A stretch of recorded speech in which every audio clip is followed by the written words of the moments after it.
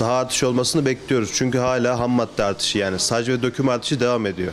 Kömür de pahalı bir yakıt haline geldi. Ağırlıkta müşterilerimize kömürden ziyade bu tür şömineli odun sobalarını tavsiye ediyoruz. Onlar da mantıken daha ekonomik, daha mantıklı buluyor. Çünkü bugün kömürün tonu 3000-3300 civarında, odunun tonu 1000-1200 civarında.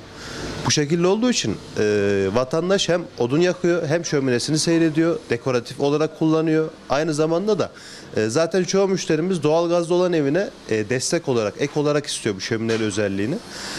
Yani müşterimiz de para vermişken normal sobalarına kadar biraz daha fazla veriyor. Hem döküm olarak, hem dekoratif olarak, hem de camlı şömineli sobalardan alıyor. Kuzinesinde yemeğini pişiriyor, şöminesini seyrediyor, evindeki ısıya destek oluyor.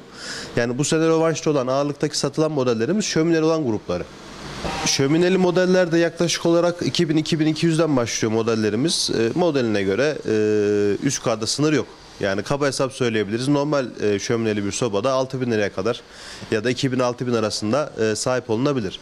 Normal sobalarda da yaklaşık olaraktan 600 ila 3000 civarında fiyatları var.